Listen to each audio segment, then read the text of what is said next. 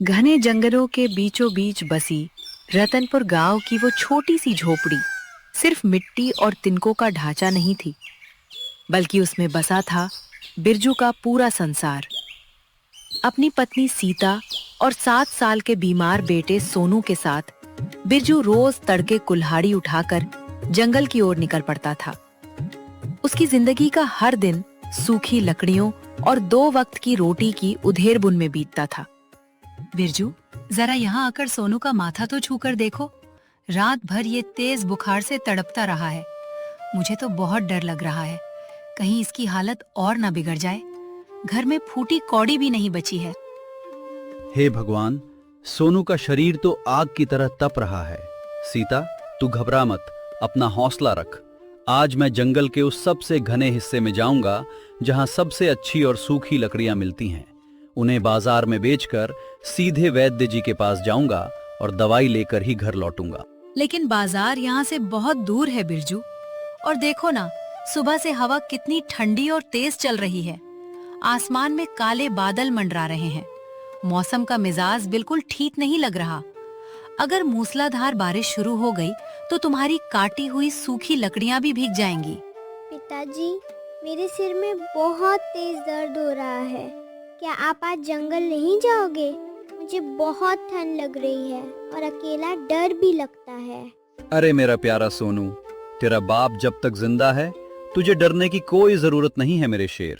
मैं बस दोपहर तक झटपट लौट आऊंगा, तेरे लिए बाजार से मीठी गोलियां और बुखार की दवाई लेकर। तू अपनी माँ की बात मानना और आराम करना, ठीक है? हाँ पिताजी, मैं माँ को बिल्कुल तंग नहीं करूँगा। आप जल्दी दवाई लेकर वापस आ जाना।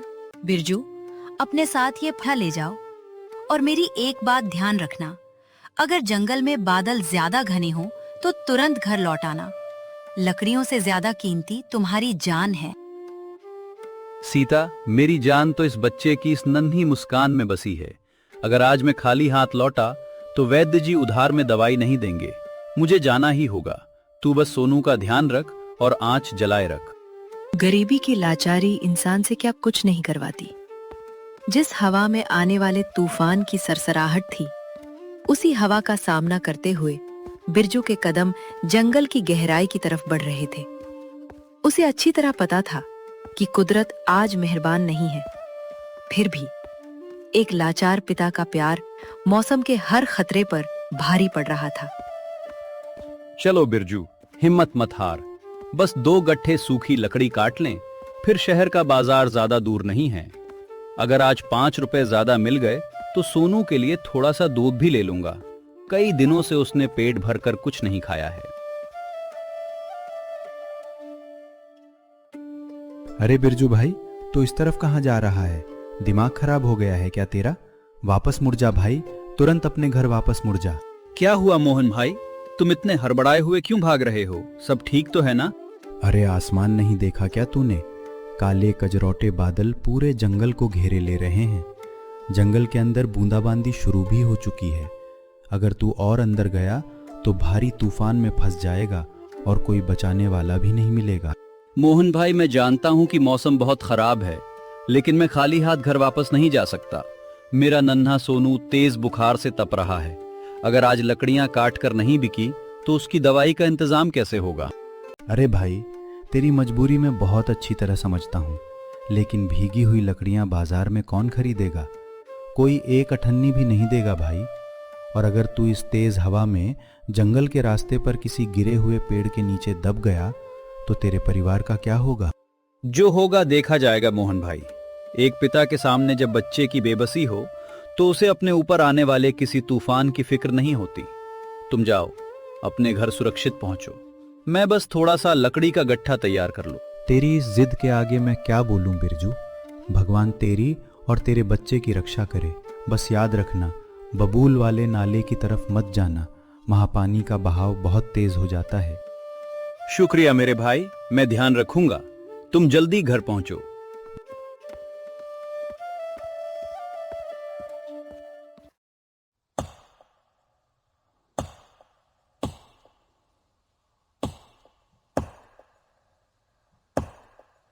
बस एक और बार। शाबाश बिरजू, ये लकड़ियां बहुत सूखी और भारी हैं। इनसे बाजार में अच्छी कीमत मिलेगी। बस थोड़ा सा और, मुझे जल्दी हाथ चलाना होगा। आसमान बहुत तेजी से काला पड़ रहा है। नहीं नहीं, हे ईश्वर, इतनी जल्दी बारिश मत भेजो। मुझे बस ये गट्ठा बांधने का थोड़ा सा समय दे दो। अगर ये सूखी लकड़ियां भीग गईं तो मेरी सुबह से की गई सारी मेहनत मिट्टी में मिल जाएगी। ये रस्सी, अरे खुल मत, बन जा जल्दी। हे भगवान, मेरी फरियाद सुन लो। मेरे बीमार बेटे की दवाई का सवाल है। अगर आज ये लकड़ी नहीं बिकी तो मेरा मासूम बच्चा बिना दवाई के तड़प तड़प कर। आसमान मानो फट पड़ा और मूसलाधार बारिश ने पूरे जंगल को अपनी बेरहम आगोश में ले लिया। हवाओं की भयानक सनसनाहट के बीच बिरजू भीगते हुए अपने लकड़ियों के गट्ठे को बचाने की आखिरी जंग लड़ रहा था। लेकिन बारिश की तेज बूंदों के साथ साथ उसकी उम्मीदें और सपने भी धुंधले होते जा रहे थे। हे भगवान, क्या मेरी ये गरीबी ही मेरे मासूम बच्चे की गुनहगार बनेगी? इस मूसलाधार बारिश में भीगी हुई लकड़ी को लेकर मैं कहाँ जाऊंगा? कौन खरीदेगा इसे बाजार में? बेकाबू होती बारिश और घटती उम्मीदों के बीच बिरजू ने हार नहीं मानी। अपने बीमार बेटे का मासूम तरपता हुआ चेहरा उसकी आंखों के सामने घूम रहा था। ठंड से ठिठुरते हुए उसने अपनी गीली लकड़ियों का भारी गट्ठा अपने सीने से कसकर चिपकाया और तूफान से सिर छिपाने के लिए उस विशाल प्राचीन बरगद के पेड़ की तरफ बदहवास सा भागा।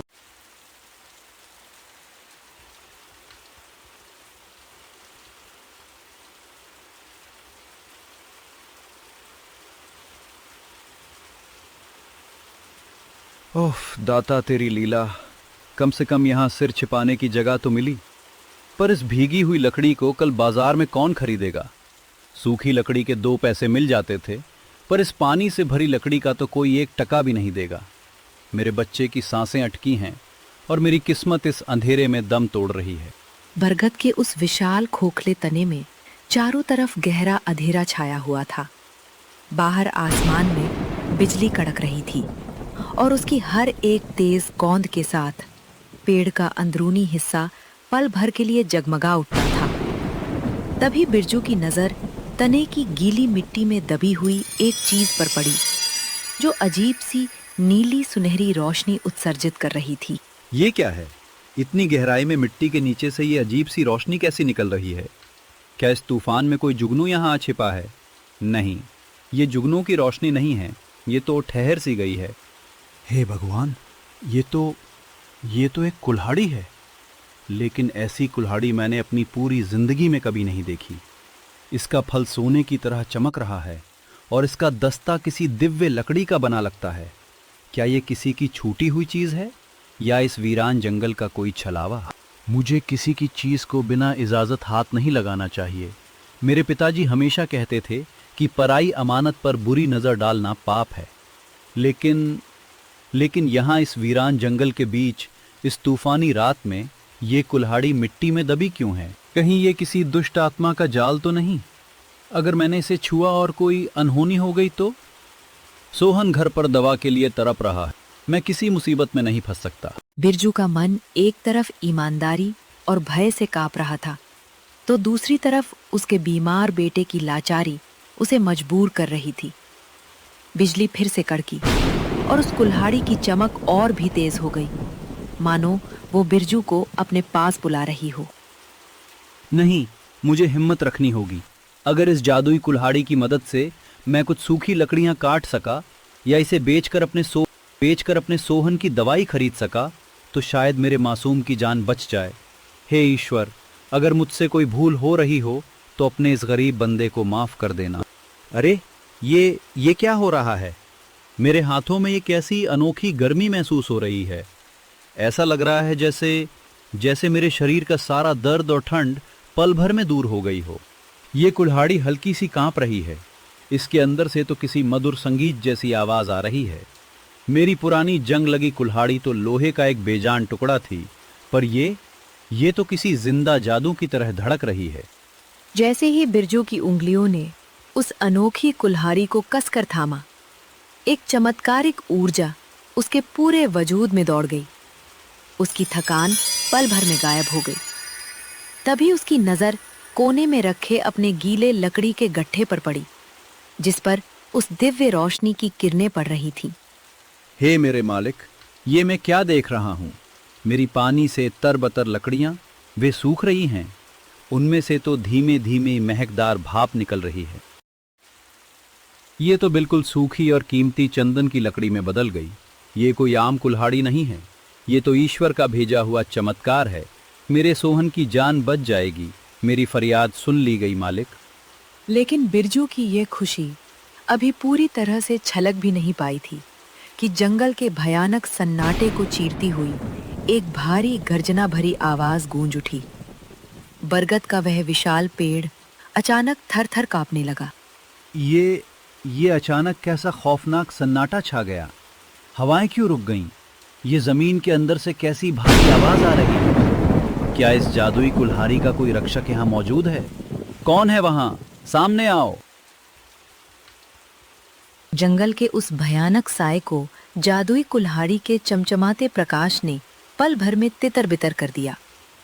भय से कांपता हुआ बिरजू तूफानी बारिश की परवाह किए बिना सीधे अपने गांव की ओर भाग खड़ा हुआ।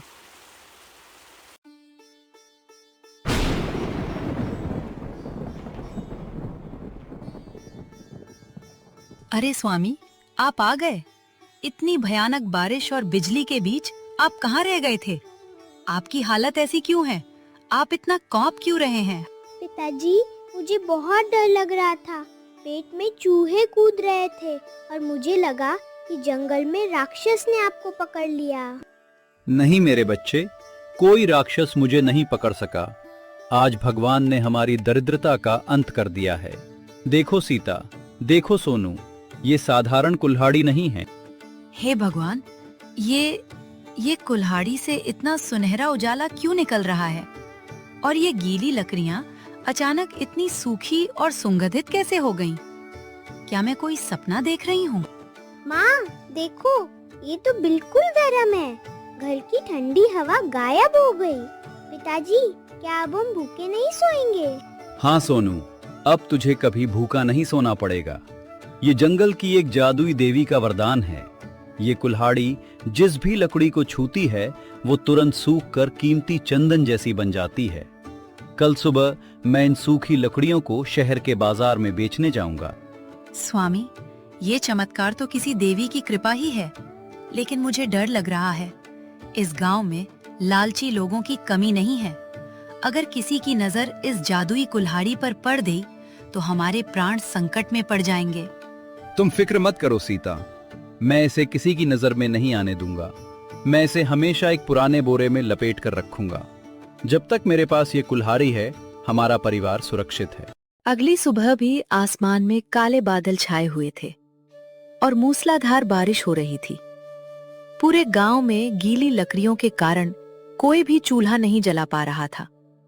लेकिन बिरजू अपनी जादुई कुल्हाड़ी लेकर जंगल गया और मिनटों में सूखी लकड़ियों का एक विशाल गट्ठर तैयार कर बाजार पहुंच गया। अरे सुनो, बिरजू लकड़हारे के पास इतनी मूसलाधार बारिश में भी बिल्कुल सूखी लकड़ियां हैं। अरे बिरजू, मुझे 2 गट्ठर दो, 5 सिक्के दूंगा। नहीं बिरजू, पहले मुझे दो, मैं तुम्हें 10 चांदी के सिक्के दूंगा। ऐसी सूखी और सुगंधित लकड़ी तो राजा के महल में भी नहीं मिलती।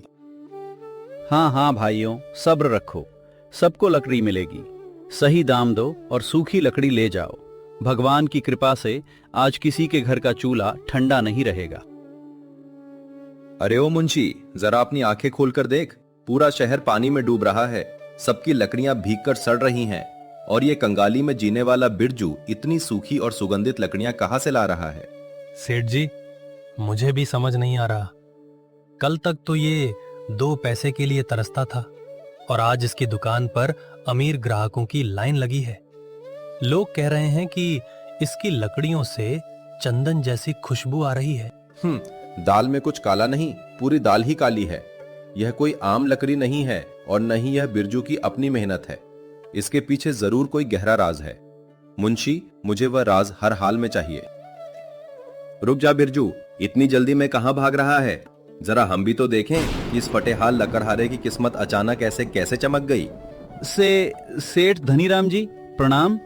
मैं तो बस अपनी मेहनत की कमाई लेकर घर जा रहा था। मैंने कोई गलत काम नहीं किया है सेठ जी। मेहनत? तू मुझे बेवकूफ समझता है? इस तूफान में जंगल का परिंदा भी सूखी टहनी नहीं ढूंढ सकता और तू सूखी लकड़ियों का गट्ठर बेच रहा है। बता, उस बोरे में क्या छिपा रखा है तूने? इसमें कुछ नहीं है सेठ जी, बस मेरी पुरानी कुल्हाड़ी है। आप मुझे जाने दीजिए, मेरी पत्नी और बेटा घर पर इंतजार कर रहे हैं। झूठ बोलता है तू नीच लकड़हारे। मुझे उस बोरे से अजीब सी सुनहरी चमक और खुशबू आती दिख रही है। मुंशी, इसे पकड़ो। आज मैं देखूंगा कि इसके बोरे में कौन सा खजाना छुपा है। सेठ धनीराम का लालची हाथ जैसे ही उस बोरे को छूने ही वाला था, जादुई कुल्हाड़ी से एक खौफनाक गर्जन और अमानवीय गर्मी की लहर निकली। लेकिन सेठ के सिर पर छाए लालच के भूत ने उसे पीछे नहीं हटने दिया। सेठ धनीराम का लालची हाथ जैसे ही उस बोरे को छूने लगा, जादुई कुल्हाड़ी से एक प्रचंड अमानवीय गर्मी की लहर निकली और दोनों लालचियों को कीचड़ में पटक दिया। अरे बाप रे, मेरी उंगलियां झुलस गईं। मुंशी, देखा तुमने? उस बोरे में कोई साधारण लोहे की कुल्हाड़ी नहीं, बल्कि कोई अद्भुत जादुई खजाना छिपा है। मुझे वो हर हाल में चाहिए। सेठ जी, ये लकड़हारा कोई मामूली इंसान नहीं लगता। चलिए यहाँ से चुपचाप भाग चलते हैं, वरना ये तूफानी बारिश और इसकी ताकत हमें यहीं जिंदा दफन कर देगी। मैंने आपसे पहले ही कहा था सेठ जी, इसमें सिर्फ एक गरीब लकड़हारे की किस्मत है। मुझे और मेरे परिवार को अकेला छोड़ दीजिए। मेरी पत्नी और बच्चा घर पर भूखे इंतजार कर रहे हैं। बिरजू तूफान में नंगे पैर भागकर अपनी झोपड़ी में पहुंच गया और किवाड़ बंद कर लिए। लेकिन सेठ धनीराम के सिर पर सवार लालच का भूत इस बारिश के पानी से उतरने वाला नहीं था। धीरे चल गधे, अगर वो कंगाल जाग गया तो पूरा गांव इकट्ठा कर लेगा। सेठ जी, मुझे बहुत डर लग रहा है। आधी रात को किसी गरीब के घर में सेंध मारना ठीक नहीं है। अगर गांव वालों को पता चला तो वो हमारी चमड़ी उधेड़ देंगे। चुप कर कायर, एक बार वो जादुई चीज मेरे हाथ लग जाए, फिर इस गांव का सरपंच क्या, खुद राजा भी मेरे सामने घुटने टेकेगा। आज रात वो अलौकिक शक्ति सिर्फ मेरी होगी। धनीराम दबे पांव कोने की तरफ बढ़ा। बचाओ, मेरी पूरी हथेली जल गई। ये चीज मुझे निगल रही है। मुंशी, मुझे पकड़ो वरना मैं मर जाऊंगा। हे भगवान, ये कैसी चीख थी? स्वामी जागिए, हमारी झोपड़ी में कोई चोर घुस आया है। हमारा बेटा मोहन कहाँ है? कौन है वहां? किसकी हिम्मत हुई रात के अंधेरे में एक गरीब के घर में चोरी के इरादे से पांव रखने की? सामने आओ। दिए की पीली रोशनी फैलते ही रामू और सीता के होश उड़ गए। उनके सामने गांव का सबसे धनी और क्रूर महाजन सेठ धनीराम जमीन पर दर्द से तड़प रहा था। सेठ धनीराम, आप और मुंशी जी, आप आधी रात को मेरे घर में चोरों की तरह क्या कर रहे हैं? और आपकी हथेली मेरी जादुई कुल्हाड़ी पर क्या कर रही थी? छी सेठ जी, आपको जरा भी शर्म नहीं आई? पूरे गांव का अनाज और गरीबों की जमीनें हड़पने के बाद भी आपका पेट नहीं भरा। अब आप एक गरीब लकड़हारे की झोपड़ी में डाका डालने आ गए। तूने मुझ पर कोई तंत्र मंत्र किया है नीच बिरजू। इस कुल्हाड़ी के अंदर कोई शैतान या पिशाच बंद है। इसने मुझे डंक मारा है। तू मुझे मारने की साजिश रच रहा था। हमें माफ के कर दो बिरजू भाई, दया करो। सेठ जी मुझे जबरदस्ती घसीट कर यहाँ लाए थे। मेरा इस चोरी में कोई हाथ नहीं है। मैं तो बस बाहर खड़ा था। झूठ मत बोलिए मुंशी जी, आप दोनों यहाँ मेरी मेहनत और किस्मत चुराने आए थे। ये कुल्हाड़ी मुझे जंगल में मेरी ईमानदारी के इनाम में मिली है। ये किसी अधर्मी या चोर का स्पर्श कभी बर्दाश्त नहीं करेगी। तू मुझे ईमानदारी का उपदेश देगा भूखमरे? तेरी इतनी हिम्मत कि तू सेठ धनीराम को चोर कहे? तू नहीं जानता कि तूने किससे दुश्मनी मोल ली है। इसका अंजाम तेरी सोच से भी ज्यादा खौफनाक होगा। अंजाम जो भी हो सेठ जी, लेकिन आज रात आप रंगे हाथों नीच चोर साबित हुए हैं। अगर आप अभी के अभी हमारी झोपड़ी से बाहर नहीं निकले तो सुबह होते ही पूरा गांव आपकी इस घिनौनी हरकत पर थू थू करेगा। गांव वाले? उन कंगाली में मरते ग्रामीणों पर मेरा भारी कर्ज है। मेरी बात कान खोलकर सुन ले बिरजू। आज रात तूने मुझे दर्द और अपमान दिया है, लेकिन कल सूरज डूबने से पहले मैं तेरी यह झोपड़ी, तेरा घर और यह जादुई चीज तीनों हमेशा के लिए छीन लूंगा। सेठ जी जल्दी भागिए, बाहर बारिश फिर से तेज हो गई है और वो कुल्हाड़ी फिर से खौफनाक तरीके से चमकने लगी है। सेठ धनीराम और मुंशी रात के अंधेरे और तूफान में भाग खड़े हुए, लेकिन उनके पीछे छूट गई थी एक गहरी, जहरीली और विनाशकारी चेतावनी। सीता, सेठ धनीराम बहुत पहुंच वाला और दुष्ट इंसान है। वो अपने अपमान की आग में हमारे पूरे परिवार को बर्बाद करने के लिए किसी भी हद तक गिर सकता है। स्वामी, मुझे बहुत डर लग रहा है। ये जादुई कुल्हाड़ी हमारे दुखों की दवा बनने आई थी, लेकिन ऐसा लगता है जैसे इसने हमारे सिर पर मौत का साया मंडरा दिया है। अगर सेठ ने राजा के सिपाहियों को झूठा इल्जाम लगाकर बुला लिया तो? डरो मत सीता, सच और धर्म हमेशा हमारे साथ हैं। इस कुल्हाड़ी ने हमें सच्चाई का फल दिया है। अगर सेठ धनीराम अपने बाहुबल और छल का प्रयोग करेगा तो हम भी अपनी आखिरी सांस तक अपने हक के लिए लड़ेंगे। बाहर तूफानी हवाएं झोपड़ी के छप्पर को उखाड़ने पर तुली थी और अंदर बिरजू का परिवार एक अनजाने विनाशकारी खौफ में डूबा हुआ था। क्या सेठ धनीराम सुबह अपने धन और सिपाहियों के बल पर बिरजू का सब कुछ तबाह कर देगा, या ये जादुई कुल्हाड़ी कोई नया धर्म युद्ध शुरू करेगी? बाहर काली तूफानी रात में मूसलाधार बारिश और हवाएं तबाही मचा रही थी। बिरजू और सीता को लगा कि सेठ धनीराम अपने सिपाहियों के साथ उन पर जुर्म ढाने आया है, लेकिन दरवाजे के पार से आती आवाज किसी हमलावर की नहीं, बल्कि मौत के मुंह में फंसे किसी लाचार इंसान की आर्त पुकार थी। बिरजू, बिरजू मुझे बचा लो, मेरी जान बचा लो। स्वामी, किवाड़ मत खोलिए। मुझे पूरा यकीन है कि ये उस दुष्ट सेठ धनीराम की कोई नई साजिश है। वो सिपाहियों को छिपाकर बाहर खड़ा होगा ताकि जैसे ही आप दरवाजा खोलें वो आपको गिरफ्तार करवा सके।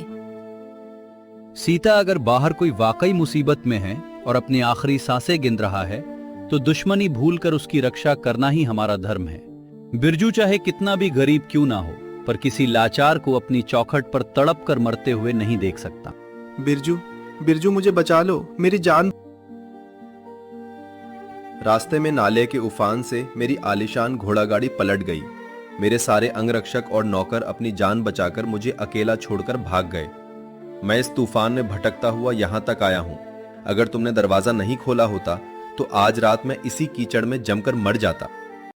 सेठ जी, आप जो अभी कुछ घंटे पहले हमें इस गांव से खदेड़ने और बर्बाद करने की धमकी दे रहे थे, आज वही हमारे दरवाजे पर अपनी जान की भीख मांग रहे हैं।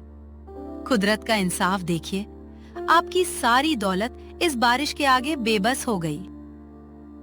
सीता, अतीत के तानों और गुस्से का ये सही समय नहीं है। सेठ जी ठंड से जकड़ चुके हैं। अगर इन्हें तुरंत गर्मी नहीं मिली तो इनकी सांसें थम जाएंगी। तुम जल्दी से चूल्हे के पास सूखा कपड़ा और गर्मा गर्म बाजरे का काढ़ा लेकर आओ। बिरजू, मैंने तुम्हारे साथ जीवन भर कितना अन्याय किया।